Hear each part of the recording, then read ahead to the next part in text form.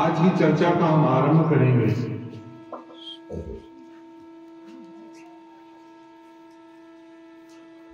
उससे पूर्व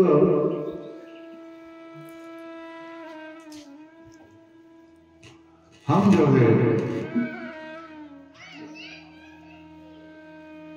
मां भगवती को कोटि कोटि प्रणाम करते हैं कि जिनकी कृपा आशीर्वाद से हम और आप सब हरि कथा का आस्वादन कर रहे हैं।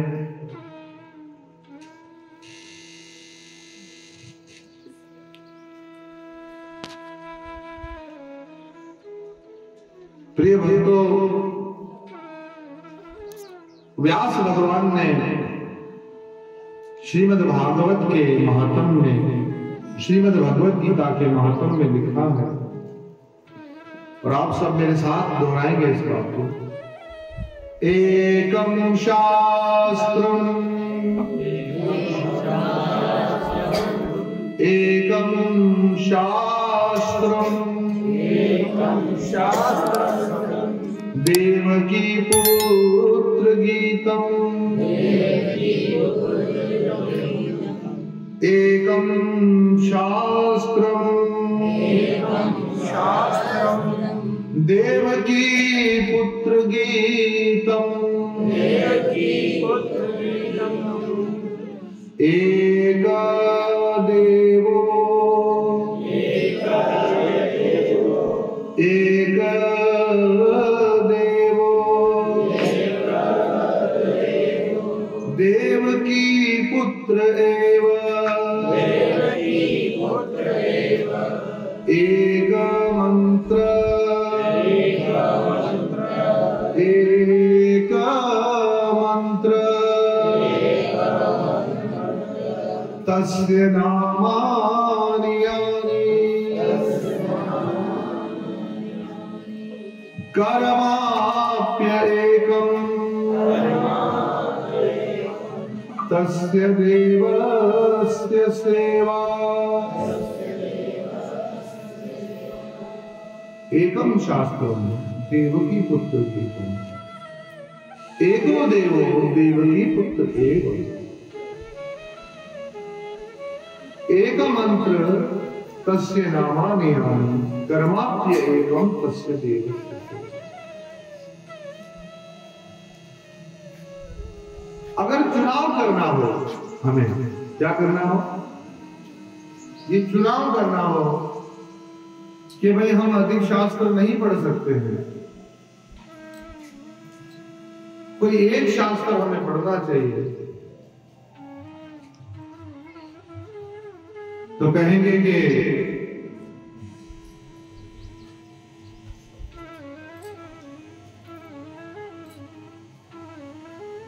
एकम शास्त्रम देवकी पुत्र गीतम, फिर तो तुम गीता ही उठा लो कि रामायण भी पढ़ो, भागवत भी पढ़ो, गीता पढ़ो, तो मना नहीं है। और अगर तुम ये विचार करो कि कोई एक ही शास्त्र मुझे मिल जाए वही मैं पढ़ूं, तो फिर गीता ही काफी है।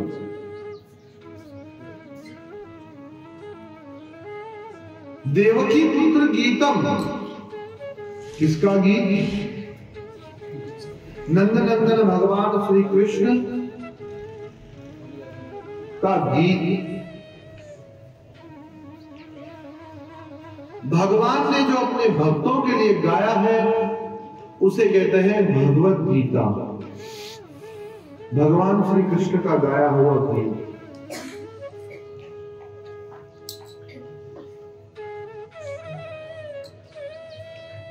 और गीतु उपनिषद के इसे कहते हैं। तो भगवत गीता का आश्रय करना है। अब भगवत गीता का आश्रय करना है तो, और अगर पूजा के लायक कोई देवता है, पूजा के लायक भगवान का कोई स्वरूप है, तो देव एकम देवो देवकी पुत्र एव,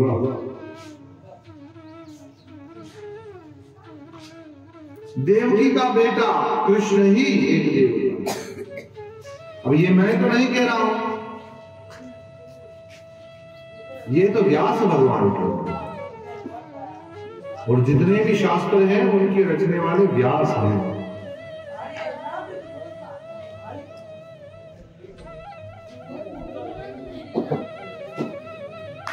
तो व्यास भगवान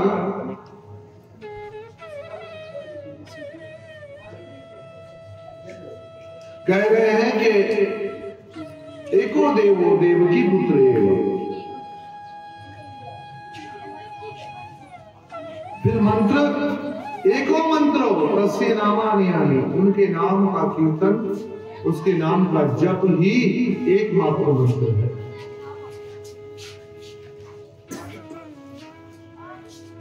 इसलिए करार विंदे न पदार विंदम मुखार विंदे विनिवेशयन्तम् वट से पत्रस्य पुटे शयानम बाल मुकुंदम मनसा समराम जिहवे पिबस्वाम अमृत नेत देवा गोविंद दामोदर माधवेति जिहवे पिबस्वाम मृत नेत देवा गोविंद दामोदर माधवेति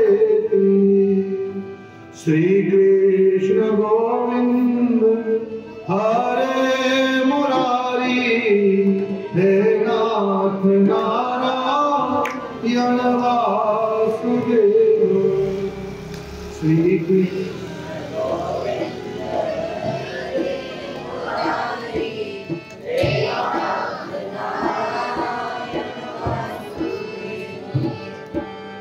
श्री कृष्ण गोविंद हरे मुरारी हे नाथ नारायण वासुदेव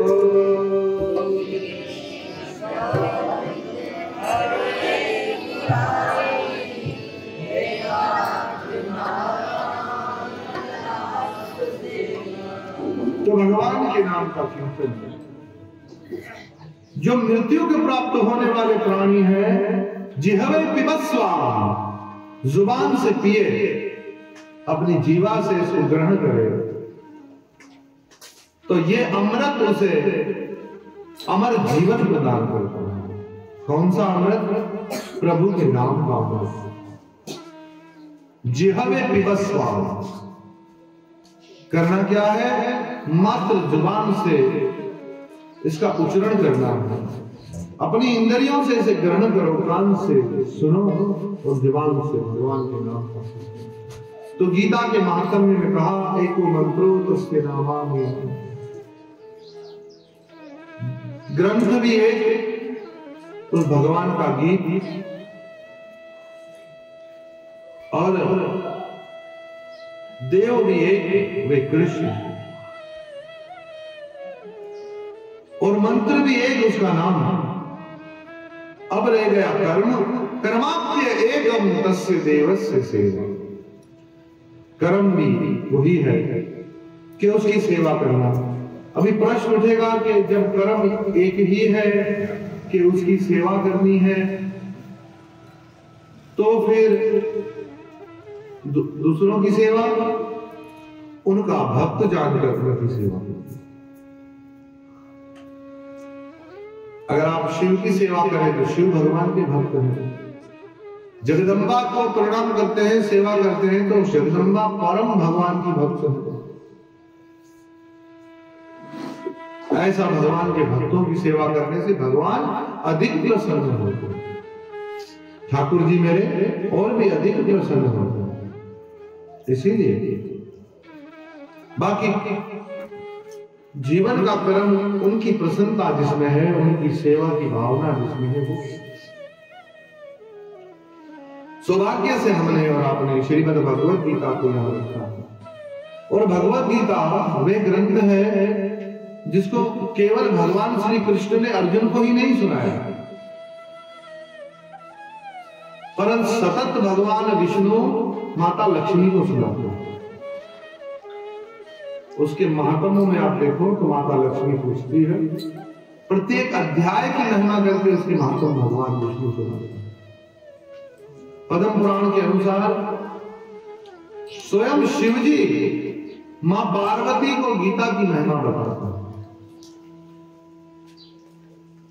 और साक्षात भगवान ने स्वयं यही भगवत गीता का योग जो है वो सूर्य देवता को भी सुनाया। गीता भगवान का एक संदेश है, आदेश है, उपदेश है। पर गीता क्या, जो नई परंपरा शुरू हुई, जो परंपरा पीछे लुप्त हो गई थी, वो परंपरा फिर से जो जागृत हुई, उसके मध्य में एक विशाल युद्ध की चर्चा है। और भगवत गीता का संवाद जिस व्यक्ति से शुरू हो रहा है वो आंखों से भी और बुद्धि से भी अंधा है।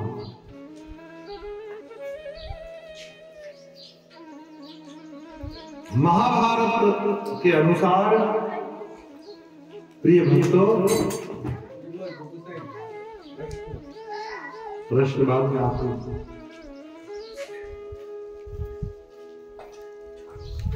अपने अपने प्रश्न अपने मन में नोट करते जाए, कापी में नोट करते जाए। कथा के अंत में आधा घंटा उत्तर क्वेश्चन का समय, वो आपका मतलब हरे कृष्ण कृष्ण हरे हरे राम राम राम पर नहीं भूलेंगे।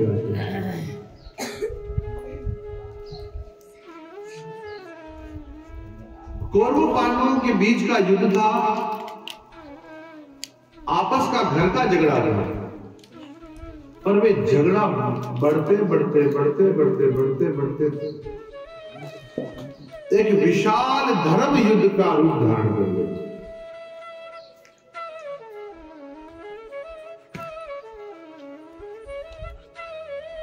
विशाल धर्म युद्ध का रूप उसने धारण कर दिया। इन कौरवों पांडवों का झगड़ा न हो,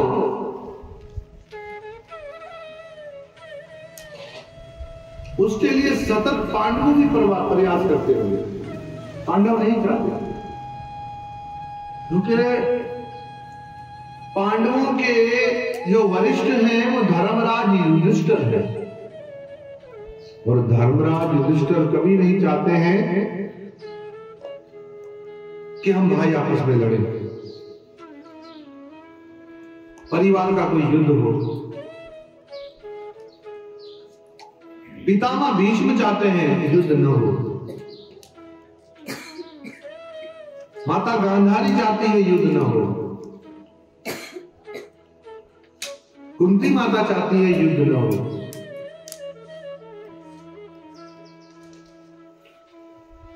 चार लोग चाहते हैं कि युद्ध हो।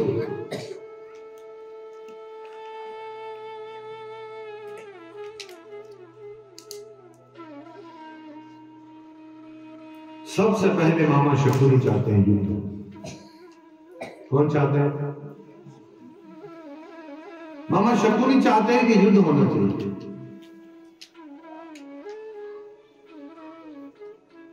शकुनी एक विपरीत बुद्धि का व्यक्ति है,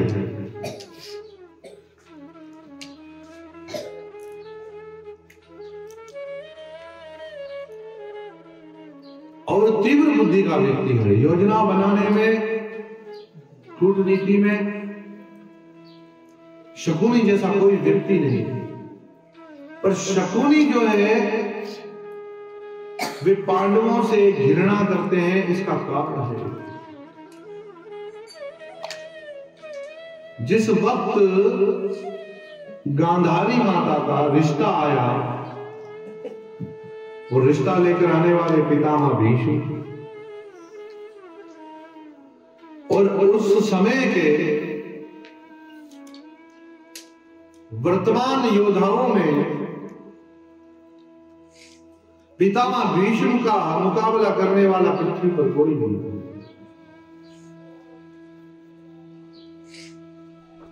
पितामह भीष्म की भुजाओं में इतना बल था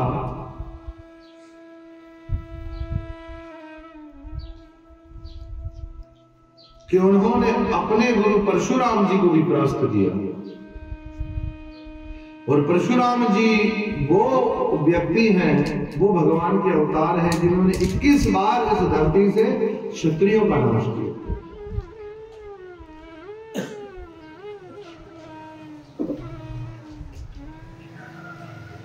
अभी यहां मन में प्रश्न उठेगा, गुरु को हरा दिया शिष्य ने, पर पितामह भीष्म के ही शब्द हैं जो उन्होंने कहा था कि गुरुदेव आपके आशीर्वाद, राम से अधिक राम कर दासा। तो भगवान अपने भक्तों को श्रेय देने के लिए, पर पितामह भीष्म अपनी जगह पर अडिग थे। ऐसे महान बलशाली पितामह भीष्म के आगे शकुनी कुछ नहीं कर सकता। पर आप देखें, जिस व्यक्ति को आप अस्त्र शस्त्र से नहीं मार सकते ना, उसको बुद्धि से मार सकते हैं। कैसे मार सकते हैं? उसको नीति से या उसको अनीति से मार सकते हैं। विशाल बुद्धि।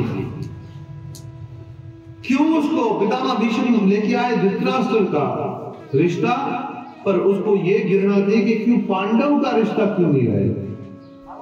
मेरी बहन के लिए एक अंधे का रिश्ता लेकर, क्योंकि वो गांधारी से बहुत प्रेम थे। और पितामह भीष्म साथ में सेना लेकर भी गए थे। और गांधार नरेश उनके पिता जानते थे कि यदि ये रिश्ता नहीं बना तो फिर वैसे ही राज्य तो हमारे हाथ से जाएगा।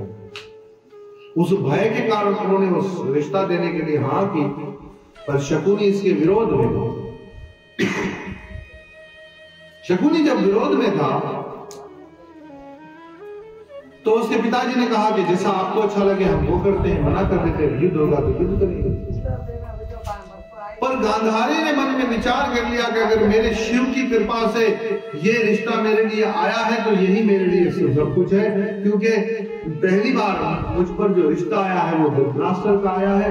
और उसे पता चला कि वो नेत्रहीन है, तो कहा ये मेरा भाग्य है और मैं इसे स्वीकार करती हूँ। और गांधारी को जुगनू बहुत पसंद है और आधी आधी रात को घूम घूम करके युवराज शकुनी जो है जुगनुओं को जमा करता था और अपनी बहन को लाकर देता। उसको बहन से बड़ा प्रेम है। पर एक और घटना घटी जिससे शकुनी को बड़ा आघात लग गया। और वो आघात यह था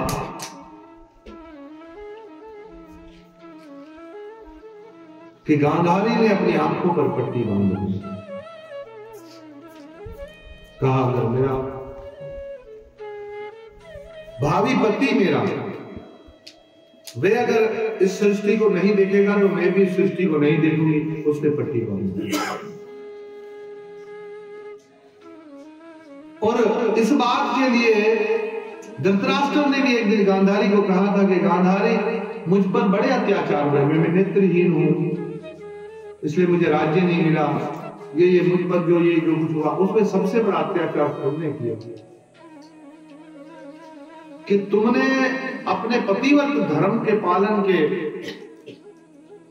वो क्या बोलते हैं बहाव में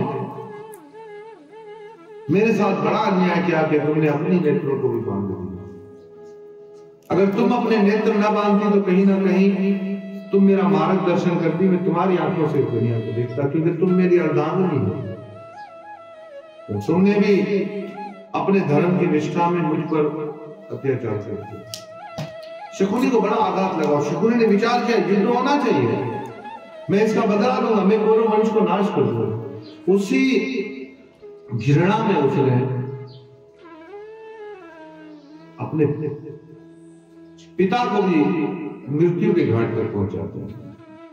उसकी शरीर की हड्डियां लेके तांत्रिक विद्या करके उसके पास से बुलाते।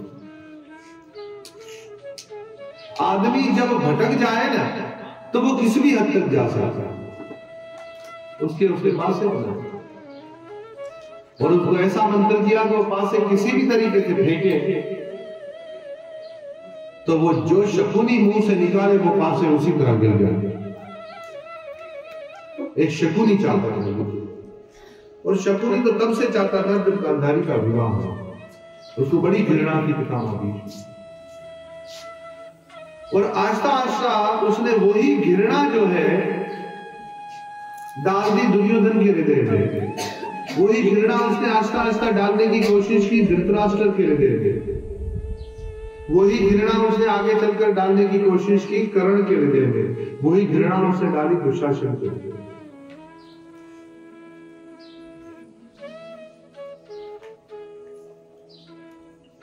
मानस में लिखा है कि 9 लोगों से कभी बैर नहीं करना चाहिए। उसमें से मैं 2-3 गिरा हूं, क्योंकि हमें भगवत गीता पर चर्चा करनी है। कभी राजा से बैर ना करो, कभी वेद से बैर ना करो। वेद होता है कब आपको दवाई के बहाने से समझ रहे।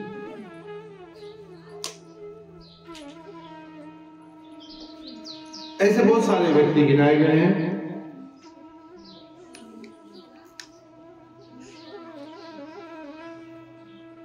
अब जो है चाहता है, धृतराष्ट्र भी चाहता है कि युद्ध हो। जो मुझे नहीं मिला मेरा बेटा जीत कर हासिल करे,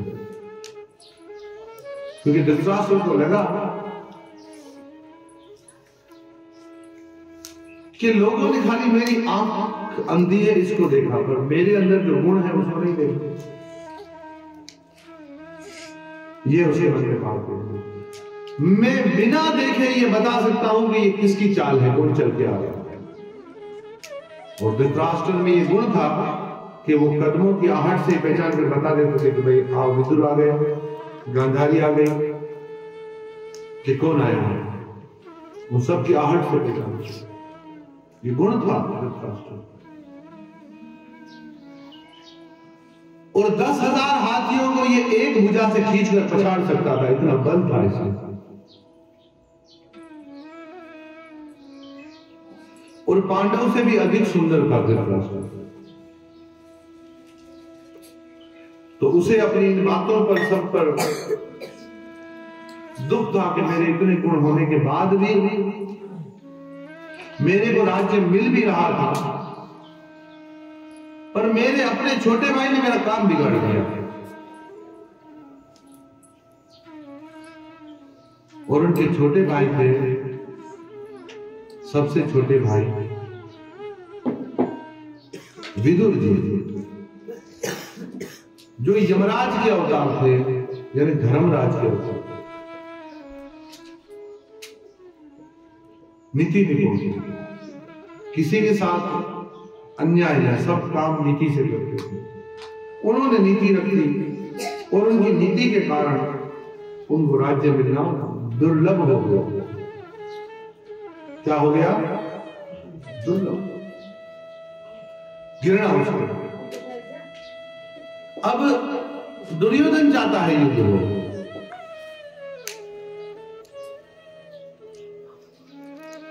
और दुर्योधन को पता है कि मेरे पक्ष में पितामह भीष्म है, हमारे गुरु द्रोणाचार्य है।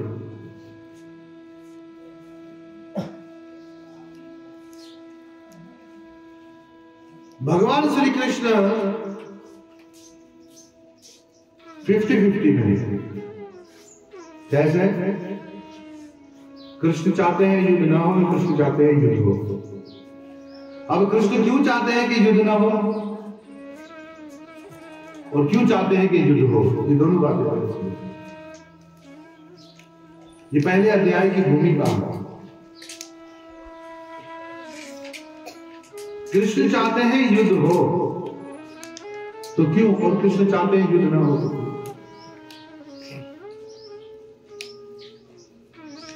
कृष्ण चाहते हैं कि दुर्योधन, शकुनी, धृतराष्ट्र और जितने भी आताताई है वो धर्म के मार्ग पर आ जाए और युद्ध न हो। कर्ण जैसे महारथी धर्म के मार्ग पर आ जाए, इसमें युद्ध न हो, क्योंकि जब युद्ध होगा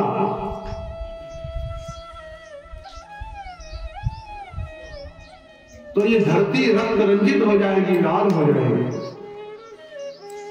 तो सब धर्म का मार्ग लेकर के युद्ध के मार्ग से,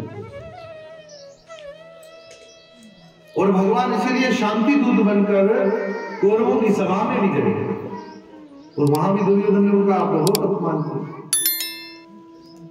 भगवान ने दुर्योधन को दिव्य दृष्टि दी, भगवान ने धृतराष्ट्र को दिव्य दृष्टि प्रदान की, भविष्य दिखाया कि भविष्य में अगर युद्ध हुआ तो क्या होगा, युद्ध नहीं हुआ तो क्या होगा, तुम धर्म का मार्ग अपनाओगे तो क्या होगा, धर्म का मार्ग अपनाओगे तो क्या होगा। इतना कुछ करने के बाद भी न धृतराष्ट्र समझा न दुर्योधन समझा। दुर्योधन ने भगवान को बंदी बनाने का निश्चय किया। दुर्योधन ने कृष्ण को बंदी बनाना चाहा। भगवान ने कर्ण को समझाया, पर कर्ण भी अपने एक एहसान के तले दबे होने के कारण से, अपने मुख से निकले हुए वचन को न तोड़ने की वजह से वो कह रहा था कि नहीं, मैं अपनी मित्रता नहीं छोड़ूंगी। और जब सब झूठे अपने अपने मन गढ़ंत धर्मों में फंस गए, तब कृष्ण चाहते थे अब युद्ध हो, क्योंकि आताताइयों को मारने से कोई पाप नहीं। अब ये धरती पर बोझ है, ये धरती ठाकुर जी की पत्नी है। ठाकुर जी की असंख्य शक्तियों में एक शक्ति है धरा,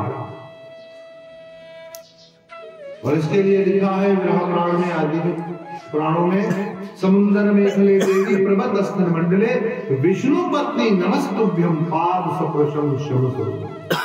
हम जो सुबह उठे धरती को प्रणाम करते, पर इसी धरती पर अत्याचार हो रहा है, पापाचार हो रहा है। धरती पर सबसे बड़ा भारी जो है वो पाप है, तो पाप बढ़ रहा है, पाप की वृद्धि हो रही है। इसीलिए इस पाप का नाश करने के लिए पापियों का नाश करना, ठाकुर जी ने इसलिए चाहा कृष्ण ने कि युद्ध हो।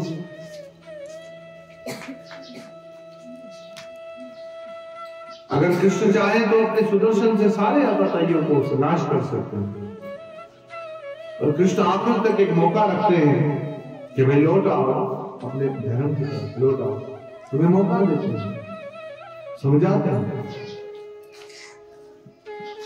अब जो है कौरव पांडव नहीं माने, युद्ध की घड़ी आ गई है, युद्ध की तैयारी, और आज आमने सामने जो सेनाएं खड़ी हैं, और आज अभी युद्ध होने वाला है।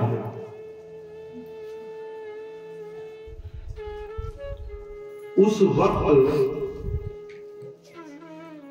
धृतराष्ट्र अपने महल में बैठकर शंकाओं में पड़ा हुआ है। धृतराष्ट्र सबसे ज्यादा तीव्रता से चाहता है, 100% चाहता है कि युद्ध हो। शकुनी तीव्रता से चाहता है कि युद्ध हो।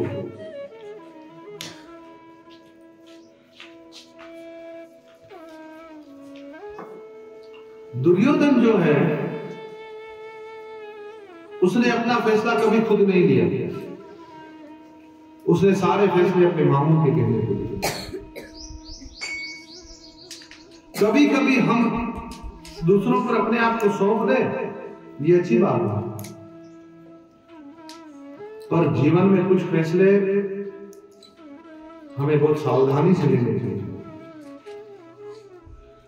दुर्योधन की मिसाल हमारे सामने है। 100 भाई थे उसके, पर जब भी चला मामू के कहने पर, और मामा उसे बार बार बार बार बार बार मृत्यु की तरफ भी ले गए।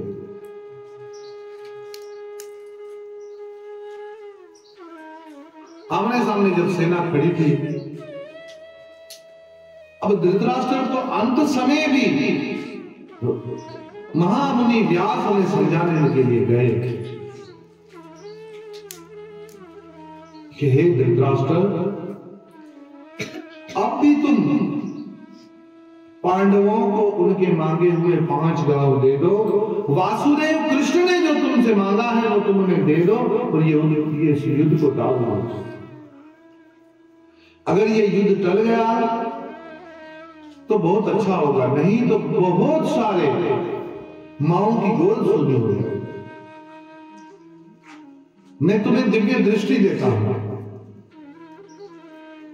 अब अकल का अंधा कह रहा है दिव्य दृष्टि मुझे नहीं चाहिए, मैं तुम्हें आंखें देता हूं। तुम जाओ और युद्ध में जाकर देखो कितने लोग लड़ने के लिए जमा हुए हैं, कौन कौन आया है। उस वक्त अगर व्यास मुनि की बात मान करके वो आंखें ले लेते, कौन? धृतराष्ट्र। तो वो जो कार्यकर्ता राजा थे उससे वो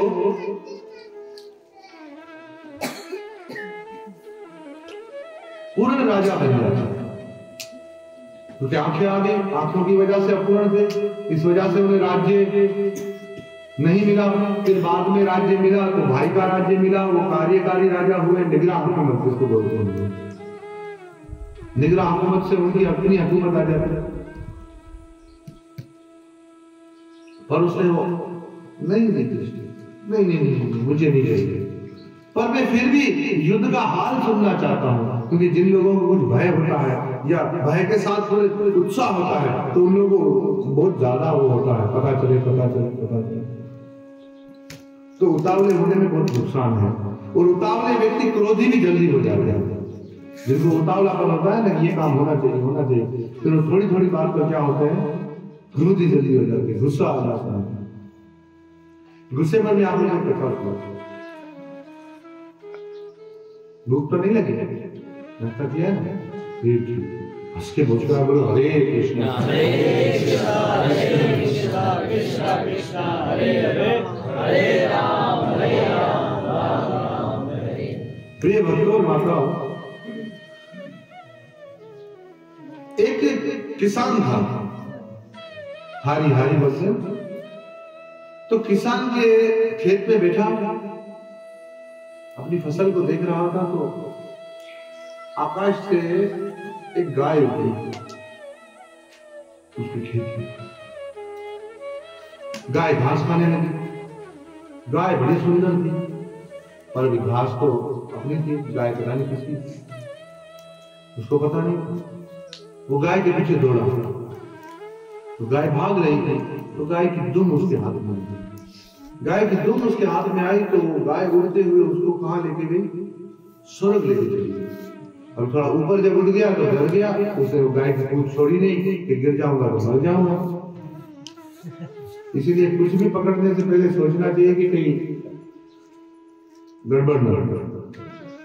स्वर्ग से इंद्र भगवान से मिलना हुआ, देवताओं के भगवान इंद्र के दर्शन हुए। बोले महाराज मेरा खेत आपकी गाय बिगाड़ गई।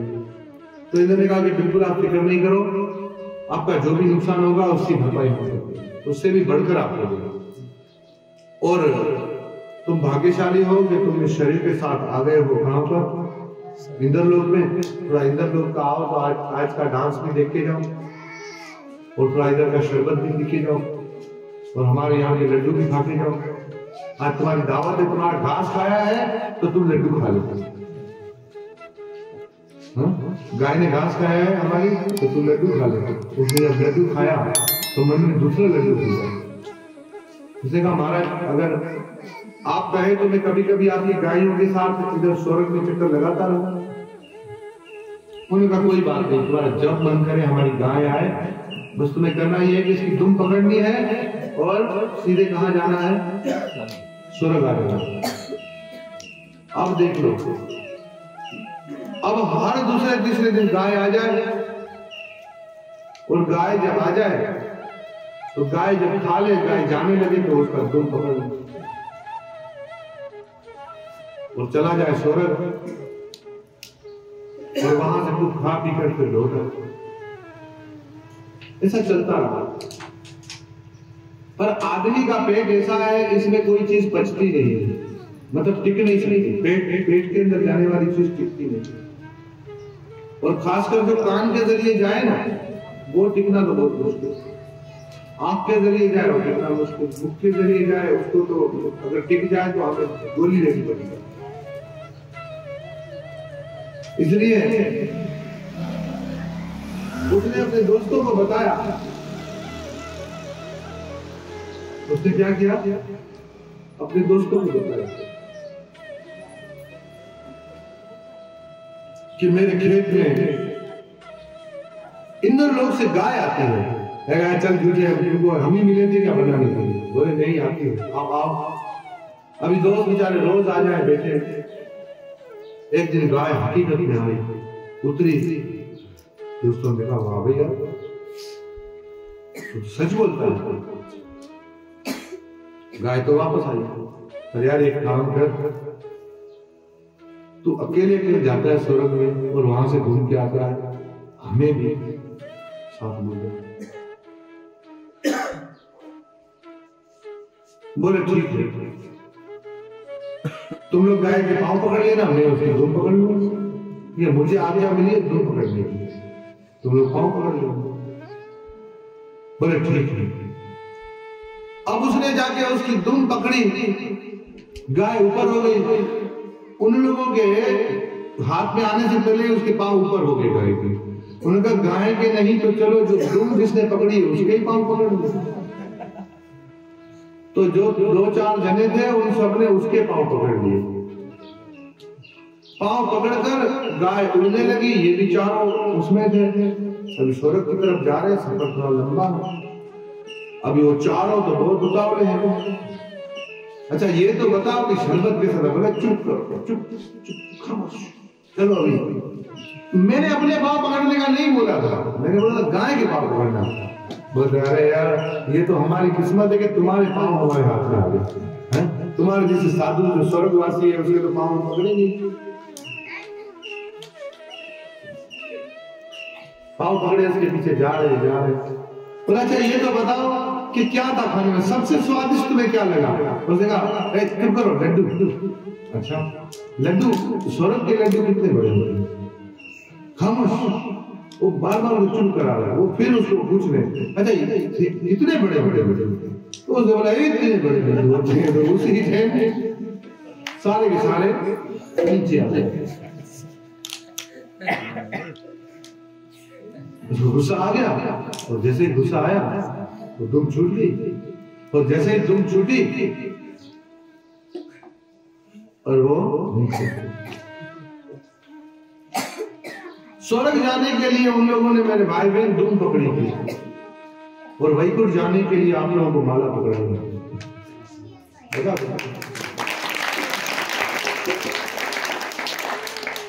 स्वर्ग जाने के लिए उसको उस किसान दोस्त ने दुम पकड़ाई थी और आप लोगों को भगवान के धाम लौटने के लिए माला पकड़ाई गई। उन्होंने दुम छोड़ा तो धरती पे गिर गए और आप माला छोड़ेंगे तो कहां गिरोगे? आपको पता होने की माला।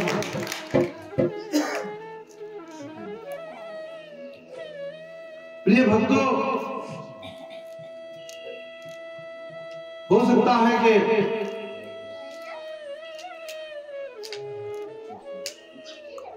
हम इस संसार को न छोड़ना चाहते, पर एक ना एक दिन आपको इसको छोड़ने के लिए तड़पना पड़ेगा, क्योंकि यहाँ इतने दुख, इतने जंग, इतनी जंगें हैं। आपको लगेगा कि अर्जुन, अगर आप अपने जीवन की जंगों पर विचार करेंगे तो आपको लगेगा अर्जुन के सामने शायद छोटी जंग थी, हमारे पास इससे बड़ी जंग है। इसलिए वो गीत भी गाते रहते, जिंदगी हर कदम एक नई जंग।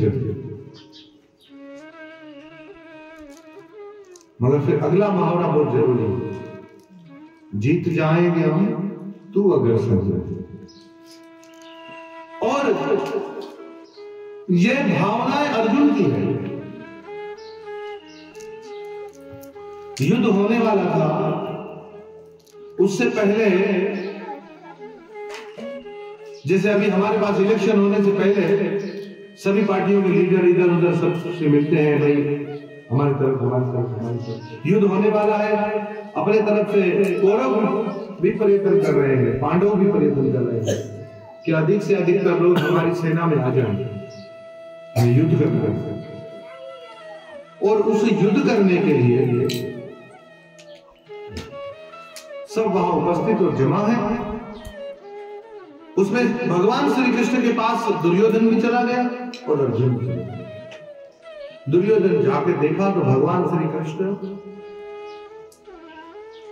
जो सोते हुए भी जागते रहते हैं और जागते हुए भी आनंद से सो भी जाते हैं, वो आंखें बंद करके सोए हुए, हाथ को ऐसे लगा कर मेरे कन्हैया, सिराने के नीचे हाथ है, आंखें मूंद कर, और दोनों एक पांव ऐसे है और एक पांव पर दूसरा पांव ऐसे रखा है, और ठाकुर जी के चरणों से उनके अंकुश, पद्म, शंख, चक्र आदि जो चिन्ह है उनके चरणों के, वे सब दिखाई दे रहे हैं। वे सब चिन्ह दिखाई दे रहे हैं। पीला पीतांबर धारण किए हुए, घना बादल जैसे लेटा हुआ हो, ऐसे मेरे श्याम सुंदर देते हैं।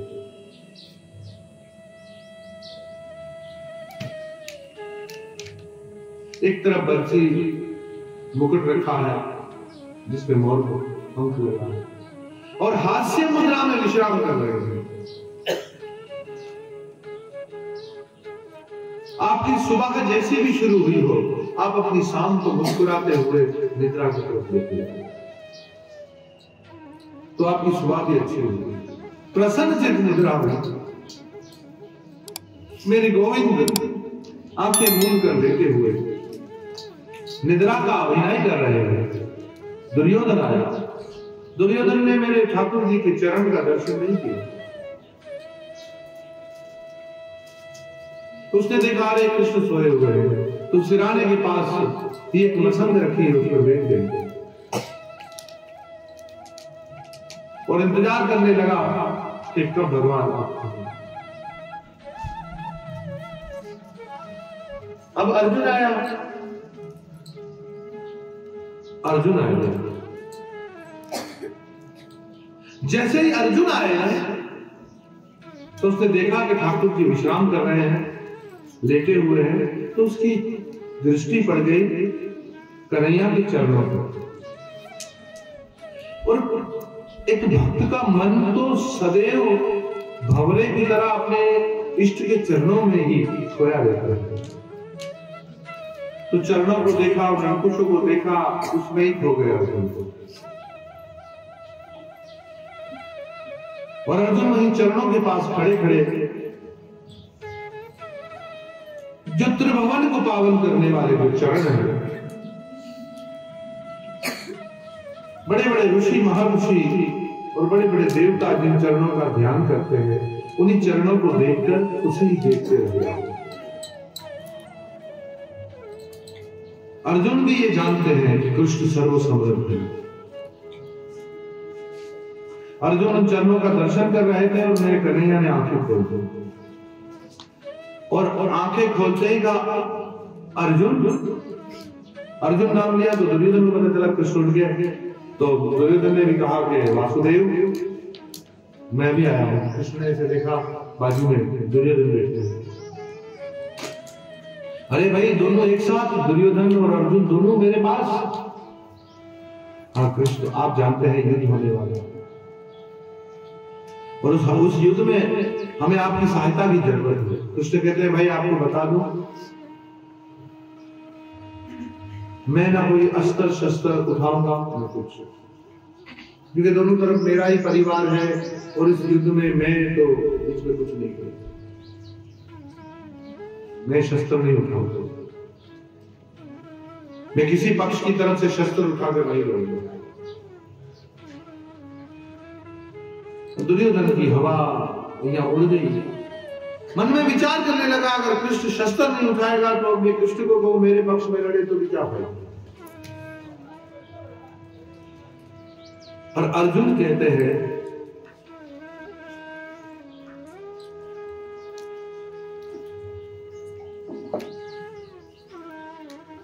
मन में विचार कर रहा है अर्जुन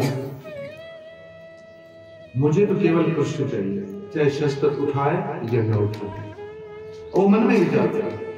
तो दुर्योधन कहेगा वासुदेव सबसे पहले मैं मांगूंगा क्योंकि मैं पहले आया था।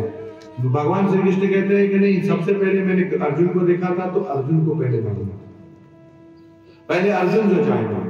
एक तरफ मैं निहत था कृष्ण हूं जो युद्ध में शस्त्र नहीं उठाऊंगा, दूसरी तरफ मेरी नारायणी सेना है और वो दोनों को, एक तरफ मैं एक तरफ मेरी सेना, तो दोनों में से जो अर्जुन चाहे बोले।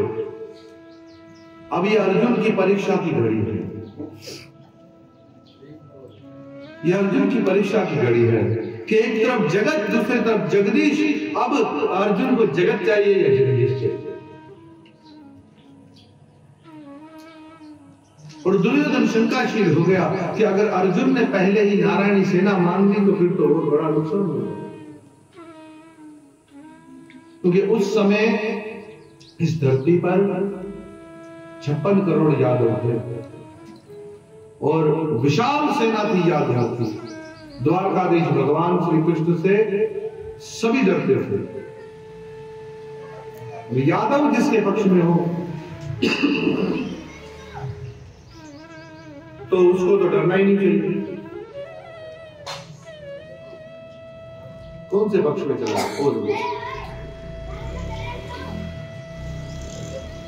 प्रिय भक्तों, अर्जुन की परीक्षा थी। ठाकुर जी कहते हैं अर्जुन चाहे नारायणी सेना ले, चाहे मुझ निहत से कृष्ण को।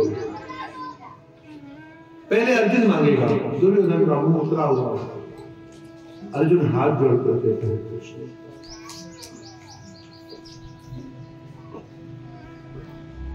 मुझे नारायणी सेना नहीं, मुझे केवल कृष्ण चाहिए। मुझे नारायणी सेना नहीं चाहिए, मुझे कृष्ण चाहिए। मुझे इस युद्ध में विजय भी नहीं चाहिए और मैं इस युद्ध की पराजय की कामना भी नहीं करता हूं, पर मार्गदर्शन के लिए हे केशव, मेरे रथ को दिशा दिखाने के लिए मुझे आपकी जरूरत है।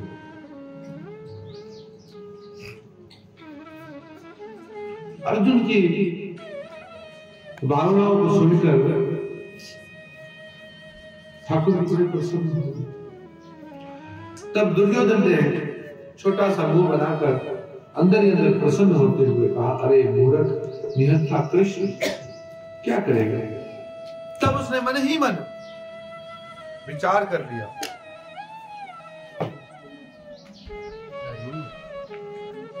हरे कृष्ण, बैठ जाइए, उधर से उसका ठीक है, तो मैं नारायणी सेना ही ले लेता हूं। और मन में बड़ा प्रश्न है और नाचता हुआ गया मामा शकुनी के पास और मन में कह रहा, मूर्ख मूर्ख मूर्ख मूर्ख। कौन? अर्जुन। और जब गया तब जीवन में पहली बार शकुनी ने उसे डांटा।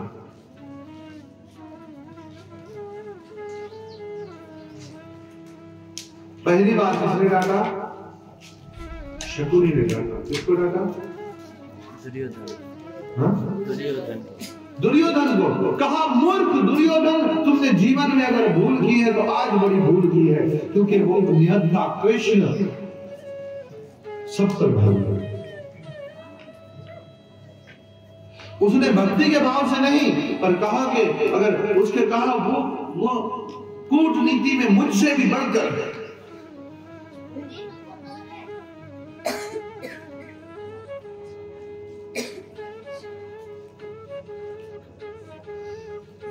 क्योंकि जिसकी जैसी भावनाएं होती है वो दूसरों को भी वैसा ही समझता है,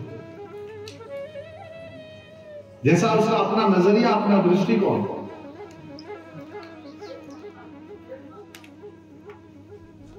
तो अपने दृष्टिकोण पर उसने कहा कि मूर्ख, हमें नारायणी सेना की नहीं, उस कृष्ण की आवश्यकता थी। तुम उस कृष्ण को मांग लेते तो फिर हम उस कृष्ण को युद्ध में बुलाते ही नहीं, और अर्जुन को तो मैं, पांडवों को तो मैं हरा देता, और तुमने बड़ी मूर्खता की। तो जिंदगी हर कदम एक नई जीवन है। और अर्जुन कहता है जीत जाएंगे हम। हे कृष्ण तू अगर संग है, हे मेरे ठाकुर अगर तुम मेरे साथ हो। और अर्जुन का ये विश्वास है। अर्जुन क्या कह रहा है कि जीत जाएंगे हम तू अगर संग है। तो आज ठाकुर जी उसके रथ पे विराजमान है। अर्जुन कह रहा है कृष्ण को। और वहां पर धृतराष्ट्र कहते हैं बस ऐसा कोई उपाय कर दीजिए व्यास जी कि मैं उस युद्ध को सुन सकूं। देख ना सकूं तो कोई बात नहीं। संजय को दिव्य दृष्टि व्यास जी ने प्रदान की। संजय घर पे बैठा हुआ कुरुक्षेत्र में क्या हो रहा है इसका दर्शन कर रहा है, उसे देख लो। और अर्जुन जो है वो दुर्योधन सारे वहां उपस्थित है। अब धृतराष्ट्र ने जो पहला श्लोक कहा है उसको शंका है कि वहां कृष्ण भी है, धर्मराज युधिष्ठिर भी है। कहीं ऐसा ना हो कि युधिष्ठिर का मन बदल जाए, युद्ध ना हो। कहीं ऐसा ना हो कि कृष्ण कहीं उस धर्म क्षेत्र में खड़े होकर के धर्म को प्रबंध कर दे। कहीं मेरे पुत्र दुर्योधन का हृदय परिवर्तन ना हो जाए उस स्थान के प्रभाव से।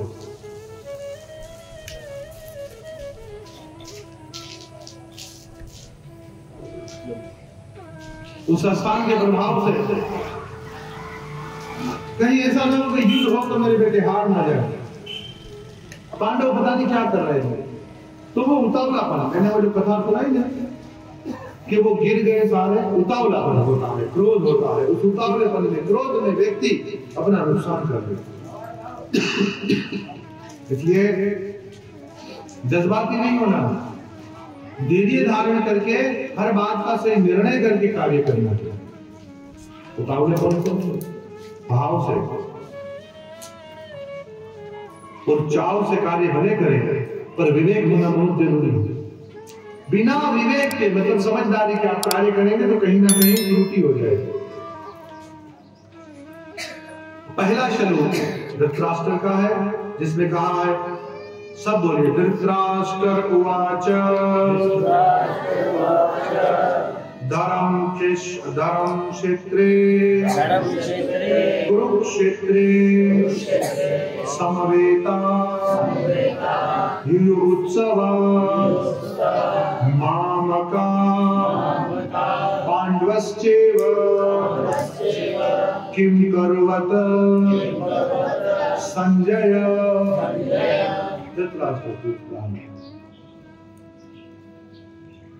कि है संजय मुझे बताओ कि धर्म क्षेत्र कुरुक्षेत्र में, अब इसे धर्म क्षेत्र क्यों कहते हैं, इसको कुरुक्षेत्र क्यों कहते हैं? पहले इस बात को समझिए। कौरवों के पूर्वज जिनके नाम से कौरव वंश चल रहा है, महाराज कुरु ने बड़ी कठिन तपस्या इस क्षेत्र में की थी, इसीलिए इसको कुरुक्षेत्र कहते हैं।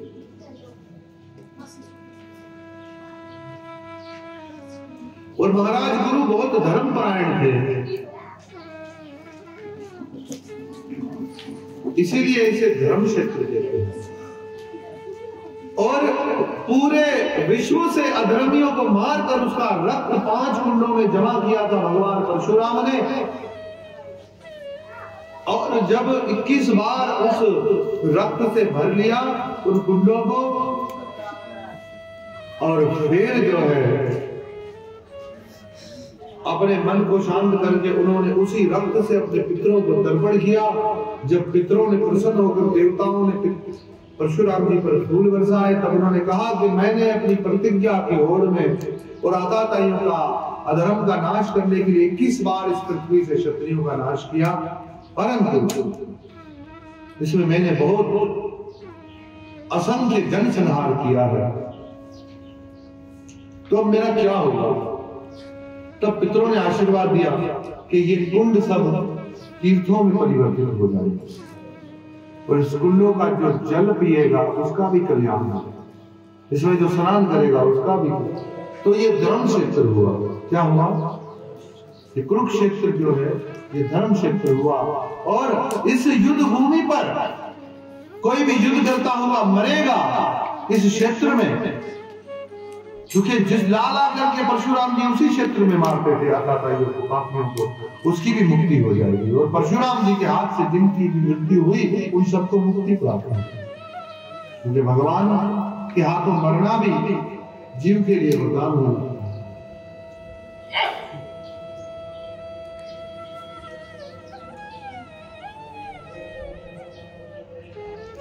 प्रिय भक्तों और माताओं, अब ये सारे इस भूमि पर ही जमा इसलिए हुआ है कि यहां पर इस युद्ध में मरेंगे और वीर गति को प्राप्त तो करेंगे ही, साथ में स्वर्ग की प्राप्ति भी होगी। इसलिए सब इस क्षेत्र में जमा हुआ। इसलिए पहला श्लोक उस जहां पर युद्ध हो रहा है उस क्षेत्र की महिमा में कुरुक्षेत्र धर्म क्षेत्र,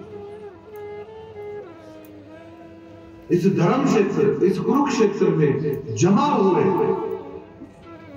अब पूछते हैं मेरे और पांडवों के पुत्रों ने क्या किया? तो प्रिय भक्तों,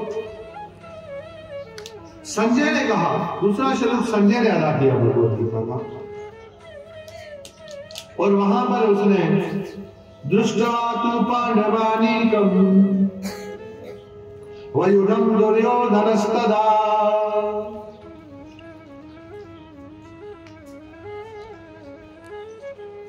संजय ने बोलना शुरू किया और इशारे में यह भी कहा कि तेरा पुत्र तेरी तरह ही अंधा है। दृष्टवा तु पांडवा,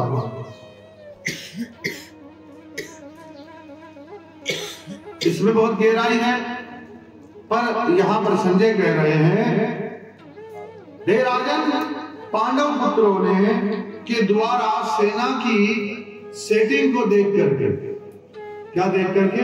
जिस तरह उन्होंने सेना खड़ी की है, 11 अक्षौणी सेना है दुर्योधन के पक्ष में, 7 अक्षौणी सेना है किसके पक्ष में? और पांडवों के पक्ष में। पर उन्होंने इस महारथ से सेना को खड़ा किया है। भीम और दुष्टद्युम्न ने ऐसे इसकी रचना की है कि दुर्योधन अंदर अंदर डर रहा है, अंदर से दुर्योधन परेशान है कि क्या होगा। उसको उम्मीद थी कि ये पांडवों के साथ कोई नहीं होगा, फिर भी 5 अक्षौणी सेना जमा हो गई है। और एक तरफ उसके मन में यह है कि उनकी तो 5 अक्षौणी सेना, 7 अक्षौणी सेना है और मैं तो उससे 4 गुना ज्यादा हूं, मेरी 11 अक्षौणी सेना है। इसीलिए हम तो युद्ध को जीतेंगे। पर फिर गुरु के पास गए और गुरु को कहने लगे, गुरुदेव, हे द्रोणाचार्य, देखो क्या कह रहा है दुर्योधन, पश्यताम पांडव पुत्राणाम। पश्यताम का मतलब देखो, हे आचार्य, पांडव पुत्रों की विशाल सेना को देखो। और एक तरीके से ताना भी मार रहा है कि देखो, जिन पांडवों को आपने शिक्षा दी, जिनको आपने सिखाया, आज वो आपके ही विरुद्ध में सेना लेकर खड़े हैं। ताना मार रहा है। जिसके आपके बुद्धिमान शिष्य है, द्रुपद के पुत्र ने इतने कौशल से व्यवस्थित किया है, मतलब यहां पर उसे सेटिंग से खड़ा किया। किसने खड़ा किया है? आपके बुद्धिमान शिष्य दुष्टद्युम्न। वचनबद्ध होना अलग बात है, पर गुरु का काम पूरे मन से करना, यह भी गुरु द्रोणाचार्य का है।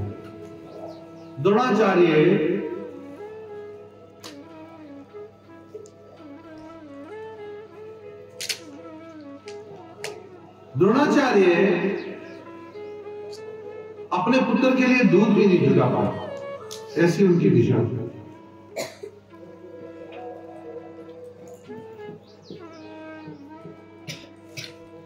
और उस समय के सबसे महानिपुण धनुर्विद्या के थे द्रोणाचार्य। तो द्रोणाचार्य जो है द्रुपद के पास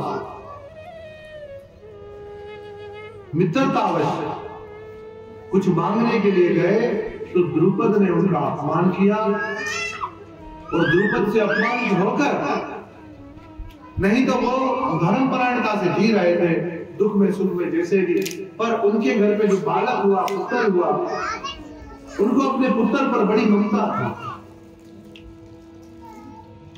अश्वत्थामा पर बड़ी ममता थी उन्हें। इसलिए द्रोणाचार्य जब हस्तिनापुर के नजदीक आए, पितामह भीष्म को पता चला, तो उन्होंने उन्हें वचनबद्ध कर लिया कि आप केवल कौरवों और राज परिवार के राजकुमारों को ही शिक्षा देंगे और किसी को शिक्षा नहीं देंगे। हम आपको धन धान्य, राज्य, संपत्ति सब कुछ देंगे। और उस वक्त धन संपदा के लिए भी नहीं, परंतु किस लिए? वो तो थोड़ी सुविधा थी, पर मन में एक बात आई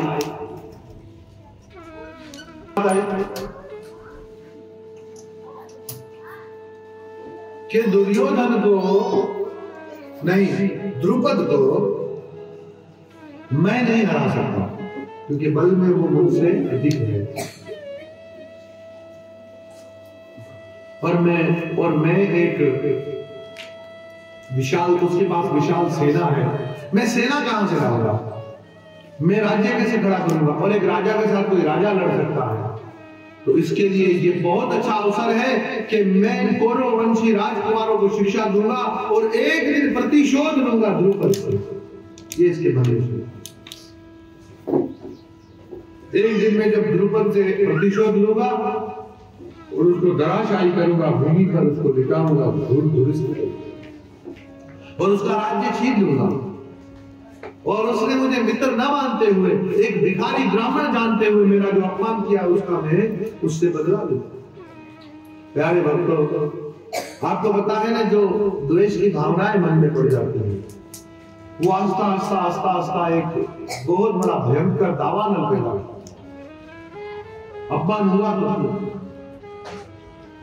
इसलिए अभिमान और अहंकार को हमें त्याग कर सहन करना सीखना चाहिए, क्योंकि अहंकार दोनों पक्ष में ही सबको ही नुकसान देता।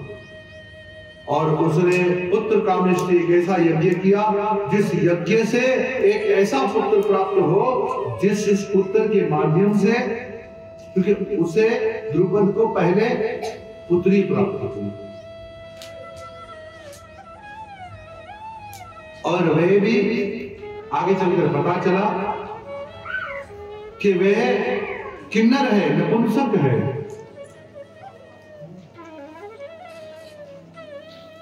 दूसरी भी उनको पुत्री प्राप्त हुई, तो उन्हें पुत्र प्राप्ति के लिए यज्ञ किया। और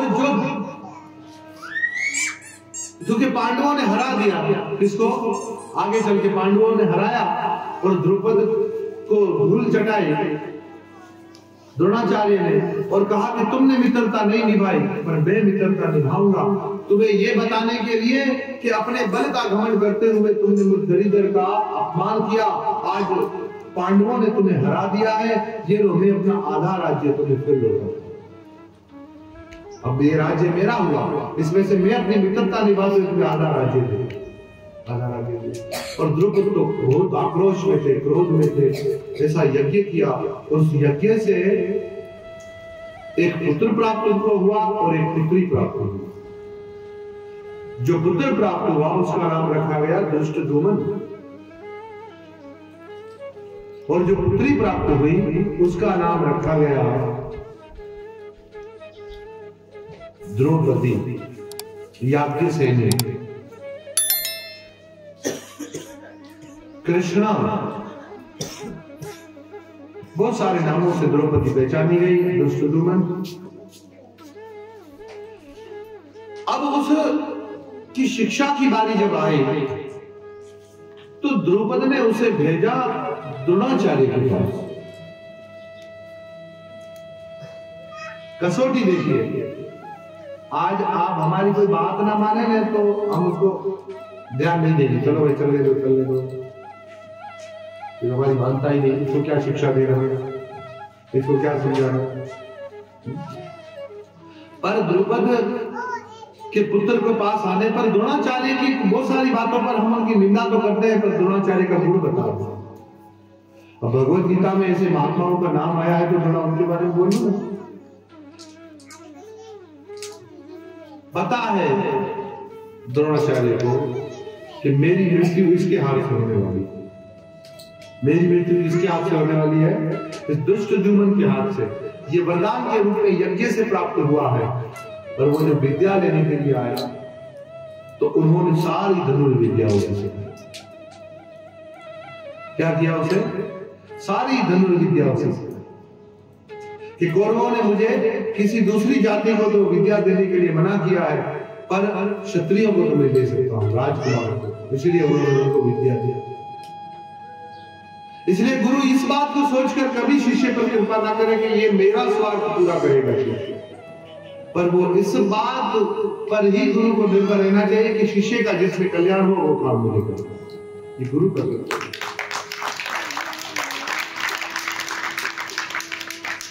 एकलव्य के पक्ष में तो द्रोणाचार्य हार गए थे। वहां पर द्रोणाचार्य ने विद्या न दे करके एकलव्य के साथ अत्याचार किया, पर उसके पीछे भी ये था कि एकलव्य जो था वो धर्मात्मा पुरुष नहीं था, उसको राज परिवार से बड़ी घृणाएं थी। और द्रोणाचार्य जानते थे कि एक ना एक दिन ये क्षत्रियों के लिए बहुत बड़ा खतरा बनेगा। और दूसरा, पर वहां पर एकलव्य ने अपना अंगूठा दिया और एकलव्य अपने शिष्य धर्म में जीत गया। वहां गुरु हार गए, पर एकलव्य ने जब उस वक्त उससे गुरु नहीं बदला, पर बलिदान के रूप में अपना अंगूठा दे दिया। क्योंकि एक धनुर्विद्या, एक तीर कमान चलाने वाले के लिए सबसे बलशाली उसके शरीर में उसका अंगूठा ही होता है, जिससे पूरा बल लगा करके वो बाण को छोड़ता है। दोनों हाथ के अंगूठे और उंगलियां काटती, पर अंगूठे से इसके पीछे है। वही अंगूठा ले लिया किसने?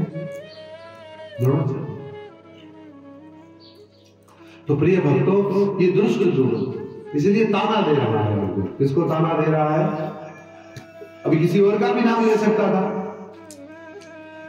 पर आपके बुद्धिमान शिष्य दुष्ट द्युमन ने, मतलब जिसने आपको सिखाया है वही आपके सामने खड़ा है, ऐसा ताना दे रहा है। कैसी है? और फिर इसके बाद के 12 श्लोक हो गए, मतलब आगे के 15वें श्लोक तक दुर्योधन ने जो देखा उसका बयान किया। कौन कौन योद्धा आए हैं मेरे पक्ष में, उनके पक्ष में, ये सारा वर्णन श्रीमद् भागवत।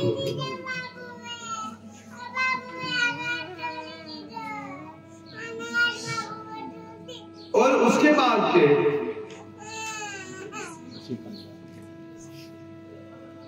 4-5 श्लोकों में जो वहां पर शंख बजे, नगारे बजे, उसका वर्णन हुआ। युद्ध में जो शंख नगारे बज रहे हैं वे बता रहे हैं। हरे कृष्णा। माता जी आप कृपा करके उधर से घुमा के आए, उधर यज्ञ हो रहा है, वहां से उनको दर्शन करें। हरे कृष्ण। मां मंत्र बोलो। हरे कृष्णा कृष्णा कृष्णा हरे राम राम राम हरे हरे। ये मेरी पुत्री जब छोटी थी ना, तो ये ऐसे अपनी माँ को तंग करती थी।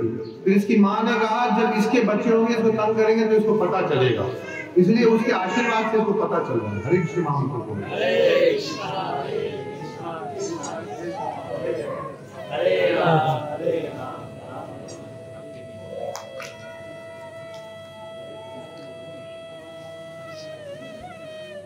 हरे कृष्ण। महामंत्र बोलो जोर से। हरे कृष्णा कृष्णा कृष्णा हरे हरे राम राम राम। अब जो है सबने शंख बजाए। अब अर्जुन कहता है भगवान से,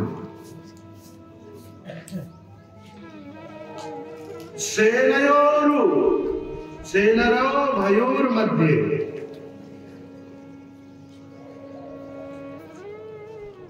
रथम स्थापये मैं अच्युत, दोनों सेनाओं के बीच में मेरा रथ स्थापित करो।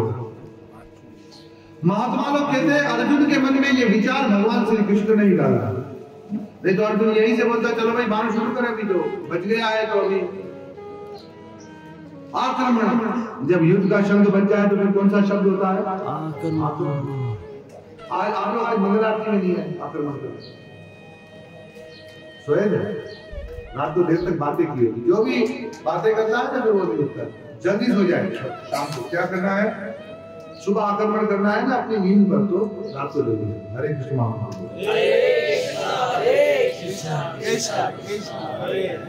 हरे राम।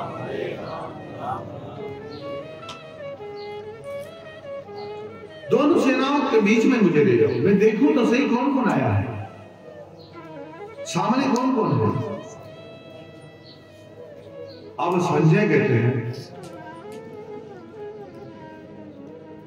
कि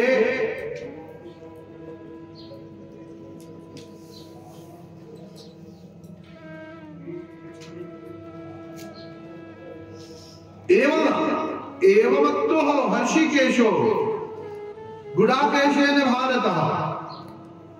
संजय ने कहा हे भरतवंशी, अर्जुन द्वारा इस प्रकार संबोधित किए जाने पर भगवान कृष्ण ने दोनों दलों के बीच उस रथ को लाकर खड़ा कर दिया। दोनों सेनाओं के बीच रथ को लाकर खड़ा किया।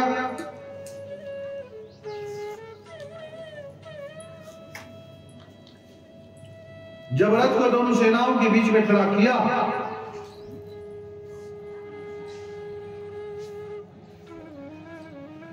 तब अर्जुन ने नजर दौड़ाई, चारों तरफ देखा। उस वक्त अर्जुन एक साधु पुरुष है, तो उसके हृदय में दया का गुण प्रकट हो गया। अर्जुन क्या है? एक साधु पुरुष है और एक परिवार का हितैषी है, इसलिए एक अच्छे व्यक्ति में जो गुण होने चाहिए वो गुण प्रकट हो गए।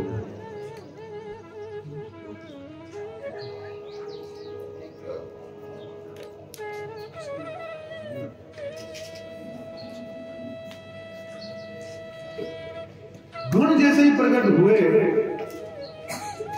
तो वो दया के भाव से अभिभूत हो गया और उसके मन से लोभ चला गया। उसने देखा आपने दादा, मामा, चाचा, ससुर, भाई, ये सब यहाँ पर जमा है।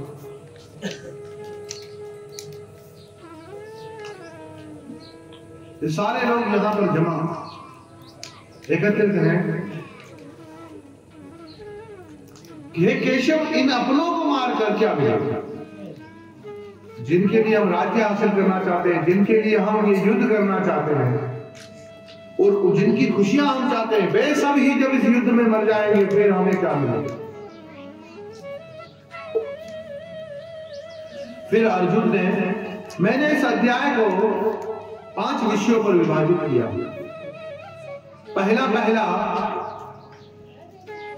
पहले अध्याय का विषय है परिचय, जिसमें सेनाओं का परिचय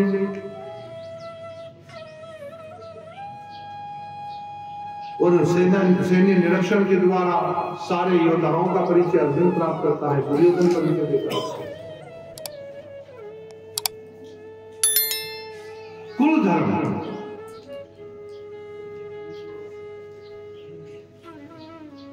और क्षत्रिय धर्म। अब कुल धर्म का विचार करने लगा। दया के भाव में अर्जुन किस बात का विचार करने लगा?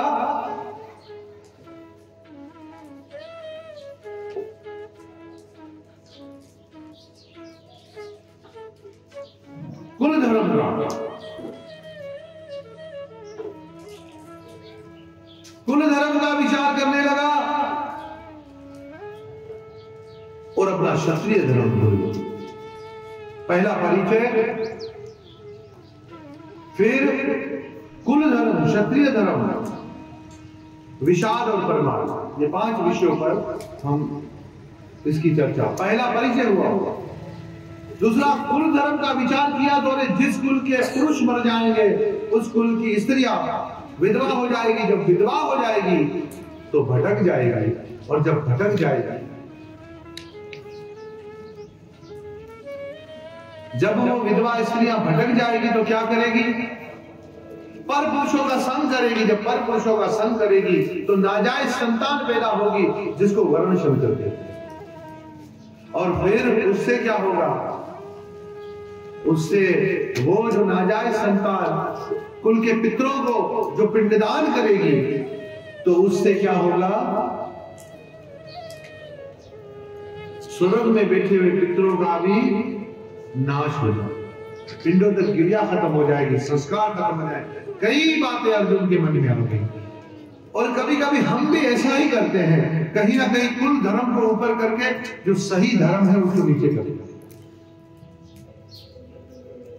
कुल में बलि देनी है, कुल में कुछ रस्में बनाई है, कुल में ऐसा करना है, वैसा करना है, उसको ऊपर करके जो धर्म की सही बात है उसको नीचे करते हैं।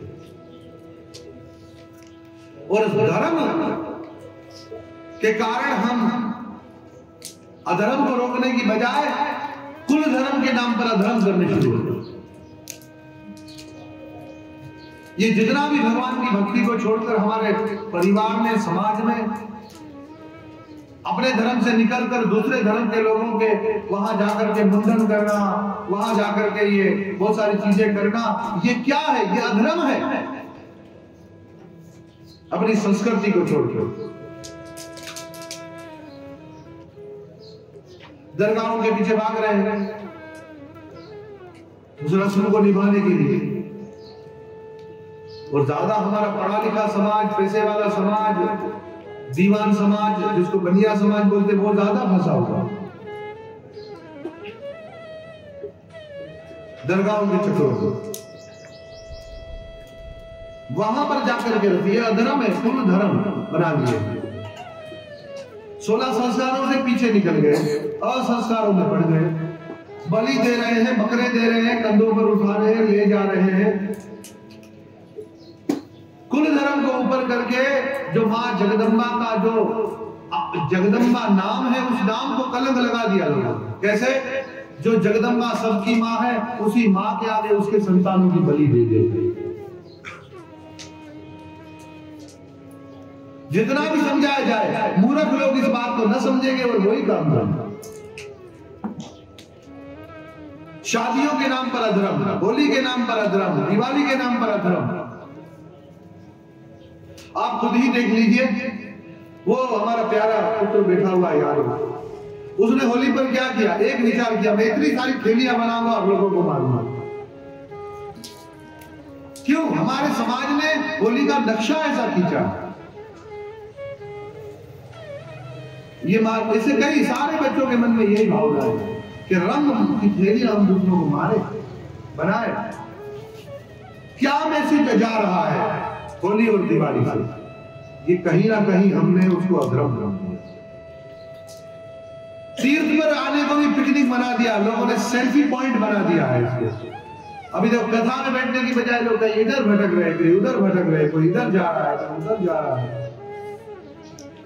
वो धुन मेरे मन में चल रही थी तो किसी बात की वजह से,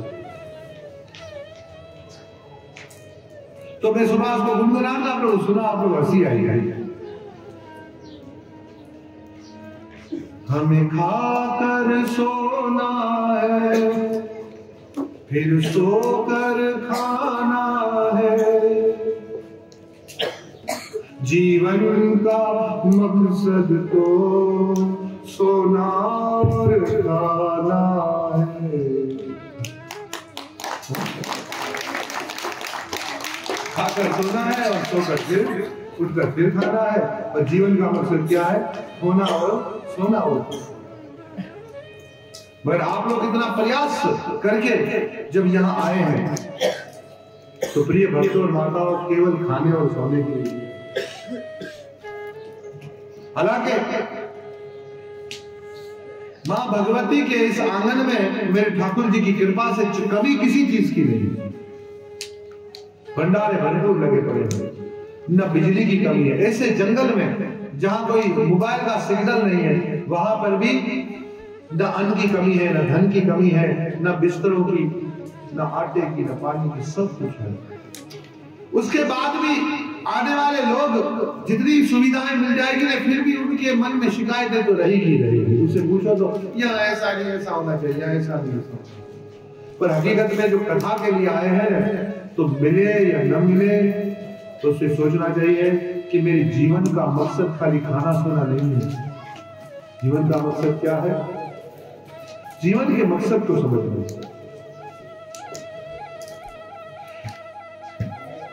जीवन का मकसद क्या है? कि तुम्हें अपना जीवन का लक्ष्य मिल जाए, और वो है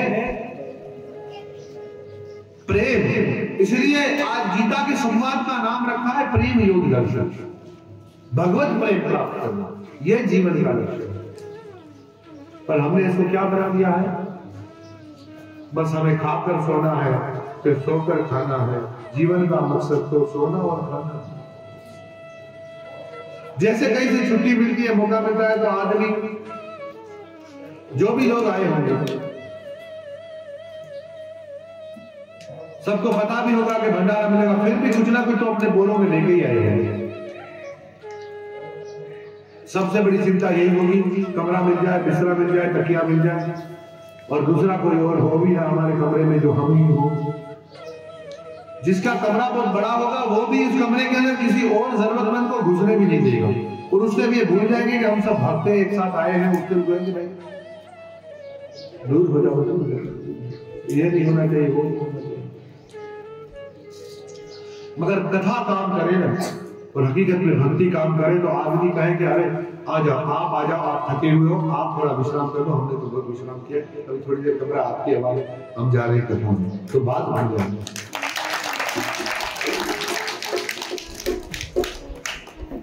और अगर आप ऐसा करो तो आपके सामान की भी रक्षा हो जाता है, सोएंगे कम और आपके सामान का, अपने सामान का ध्यान भी रखेंगे। और आदमी क्या है, कहते हैं हम लोग अपना किसी को बाल ना दें, ये हाल कैसे देंगे? अगर किसी को हाल भी दिया जाए तो वो ये सोचेगा इसमें खाली मेरा ही परिवार हो, दूसरा मेरा ही नहीं। पर बांट कर खाना ये जीव का धर्म है। अर्जुन के मन में दया जो आई है, पर वो धर्म युद्ध के आड़े आ रही थी, इसलिए भगवान ने उसको मना किया कि ऐसी दया सबके मन में होनी चाहिए, ऐसे विचार सबके मन में होने चाहिए। अर्जुन के जो विचार है ना, अर्जुन ने कहा, पंडितों ने ऐसा कहा है, अर्जुन खुद नहीं कह रहा है, शास्त्र ऐसा कहता है। और आपके सामने जब धर्म युद्ध ना हो ना, तो परिवार में ऐसे विचार रखने चाहिए, समाज में ऐसे विचार रखने चाहिए जिसमें सबका भला हो। तो पहला धर्म और परिचय, फिर कुल धर्म पर हावी होना चाहिए धर्म। अर्जुन के लिए क्षत्रिय धर्म उस वक्त था, तो क्षत्रिय धर्म, वैसे धर्म। और भोले बाबा ने जो मां पार्वती को धर्म बताया, उसमें दो बातें बहुत महत्वपूर्ण है। माता भगवती पूछती है कि धर्म क्या है और परम धर्म क्या है, अधर्म क्या है? भोले बाबा बताइए। तब भोले बाबा ने कहा, मानस में लिखा है, धर्मान दूसरा सत्य समाना, धर्मान दूसरा सत्य समाना, अगमानि गाम पुराण बखाना। धर्म न दूसरा सत्य समाना, सच्चाई से बढ़कर दूसरा कोई नहीं। पर आदमी आज दूसरों के लिए सच बोलना चाहता है, जब अपनों की बारी आती है तो झूठ भी बोलता है। जब अपने नुकसान की बारी आएगी या अपनों की बारी आएगी, तो जितने भी धर्मात्मा हो अपने बच्चे के लिए, अपने परिवार के लिए झूठ भी बोलेंगे। बोलो हाँ क्या? भले आप हाँ ना बोलो, फिर भी हाँ तो है, झूठ बोलते। पर भोले बाबा मां पार्वती से कहते हैं, धर्म दूसरा सत्य समाना, अगमानि गाम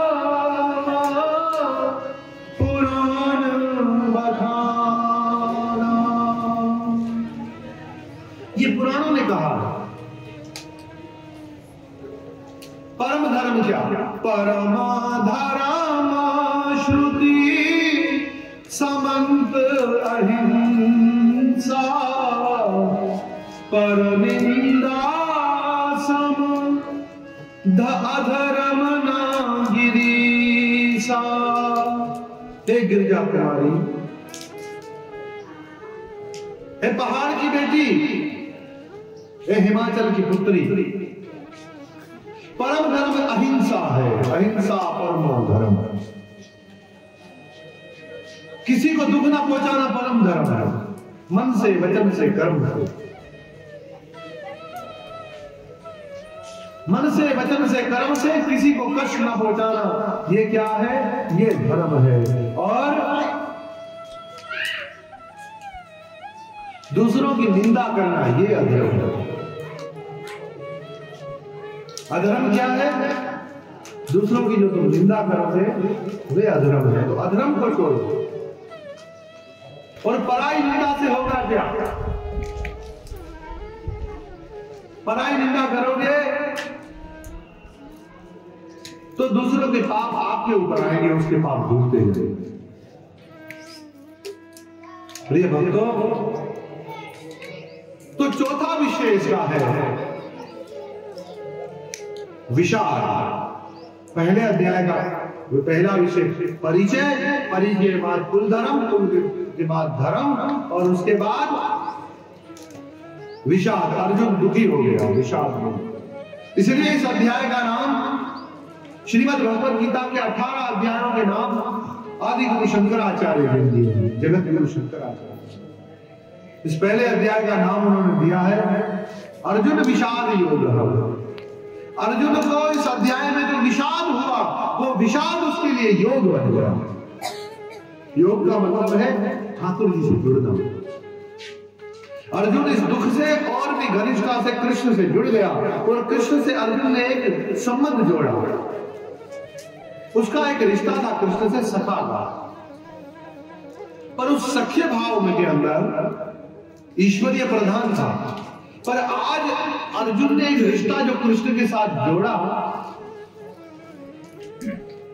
वो दूसरे अध्याय के 7वें श्लोक में वर्णित है कि अर्जुन ने अपने आप को कृष्ण को शिष्य के रूप में समर्पित कर दिया और कृष्ण को अपना गुरु मान लिया। ये योग हुआ। इस युद्ध के संयोग से ये योग हुआ। इसलिए अर्जुन को जो विषाद हुआ वो भी उसके लिए योग बना। इसलिए इस अध्याय का नाम रखा अर्जुन विषाद योग। पर जैसे ये योग हुआ उसको विषाद का, पर योग बनने के बीच में 18 अध्याय आते हैं। अर्जुन का जो पहले अध्याय में विषाद हुआ, उस विषाद को योग बनते बनते 18 अध्यायों की वार्ता पूरी हुई। 18 अध्यायों की वार्ता। तो ये जो विषाद है वो परमात्मा में बदल गया। परमात्मा का मतलब है अब अर्जुन जाके रथ के पीछे बैठ गया और उसने अपने गांधी धनुष को भी छोड़ दिया और चुप करके बैठ गया कि मेरी समझ में कुछ नहीं आ रहा है, और चुप करके बैठ गया। आंखों में आंसू बह रहे हैं और उसने कह दिया कि मेरे रोंगटे खड़े हो रहे हैं, मेरी त्वचा सूख रही है और मेरी बुद्धि भी काम नहीं कर रही है, इसलिए मैं गिर गया, बैठ गया। अर्जुन वहां पर बिल्कुल हथियार छोड़ गया। अर्जुन थक गया। ऐसे ही अगर हम भी कहीं संसार के कामों से थोड़े थक जाए और बैठ जाए, तो कोई कृष्ण रूपी गुरु, कोई कृष्ण का नुमाइंदा हमारे जीवन में आएगा और जैसे अर्जुन को मार्गदर्शन मिला, अर्जुन का विषाद उसके लिए योग हुआ, वैसे आपके जीवन में भी अगर विषाद हो और आप शांति से बैठ जाए और किसी गुरु की तलाश करें तो आपका विषाद भी योग बन जाए।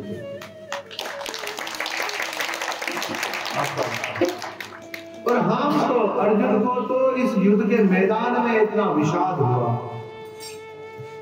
फिर उसके अंदर परमात्मा आया, फिर वो एक कायर की तरह बैठ गया। हम तो विषाद पैदा होते ही विषादी है, उत्पादी है और परमात्मा है। आजकल कलयुग का इतना प्रभाव वातावरण ने एक विषादी लोग, परमादी लोग, उत्पादी लोग पैदा होते हैं। कुछ गड़बड़ करना हो तो और लेटना हो तो सबसे पहले मैं अपनी बात बता। तो परमाद, विषाद और उत्पाद ने घेरा हुआ है। ऐसे जैसे ही अर्जुन जैसे व्यक्ति का दिल टूट चुका था, अर्जुन जैसे महात्माओं को भी कितनी सारी शंकाओं ने घेर लिया था, उसका भी कल्याण किया किसने? उसका भी कल्याण किया भगवत गीता ने। इसी परिस्थिति में हम और आप जी रहे हैं, ऐसे हिलोरे खा रहे हैं, फैसला नहीं कर पा रहे हैं, तो ये गीता ही एकमात्र हमारा सहारा है। क्या सहारा है? गीता।